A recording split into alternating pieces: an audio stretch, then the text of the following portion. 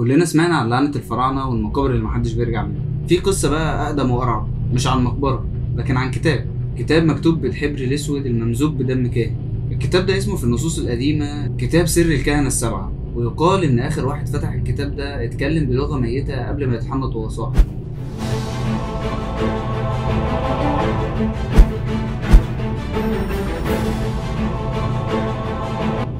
في مصر القديمة أيام الأسرة السادسة وتحديدا في عهد الملك بيبي الثاني كان في مجموعة سرية من الكهنة بيتسموا بالكهنة السبعة. دول ما كانوش كهنة عاديين خالص، دول كانوا زي المخابرات السحرية بتاعت زمان، بيحموا أسرار الفراعنة والتعاويذ والمعرفة المحرمة اللي ما يصحش أي حد يعرف عنها أي حاجة. كانوا بيجمعوا كل معارفهم دي في كتاب واحد، كتاب من ورق البردي ومتغطي بجلد ومتربط بخيط من شعر فرعون ميت، واي كان بيموت بيضيف للكتاب ده سر جديد. في نهايه حكم الملك بيبي الثاني اتقال ان الكتاب اختفى فجاه.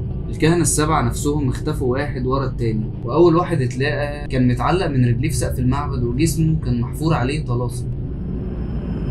الناس وقتها قالت الكتاب اختار انه يختفي، بس هيرجع وقت ما حد ينسى ان البشر مش من حقهم يعرفوا اي حاجه عن الكتاب ده. في سنة 1973 بعثة آثار مصرية أمريكية مشتركة لقوا غرفة كده تحت الأرض جنب هرم زوسر في سقارة. في الحجرة دي لقوا صناديق صغيرة من الخشب محفور عليها نجم سباعية غريبة. واحد من علماء البعثة دي اسمه دكتور روجر فين. روجر فتح صندوق منهم ولقى فيه صفحات كتاب متهالكة مكتوب عليها من يقرأ يبعث عن الداخل حتى يخترق خارج السجن. مقولة غريبة أوي، استغرب لها روجر جدا. ومن يومها بدأ فريق الحفريات يشوف حاجات غريبة، كاميرات بتسجل لوحدها، أدوات بتختفي، أصوات كتير كأن في ناس بتصلي جوه الصخرة، وجثة واحد اتشافت في الكاميرا بس ملهاش وجود في الحقيقة. يعني بص حضرتك مش لازم تصدق، بس الراجل اللي قرا الكتاب كان بيتكلم وهو نايم بالهيروغليفي، والمرعب إن مراته كانت بترد عليه بنفس اللغة. وفي يوم اختفوا هما الاتنين والمكتب بتاعه اتقفل بالشمع الأحمر، ولحد النهاردة محدش يعرف عنهم حاجة.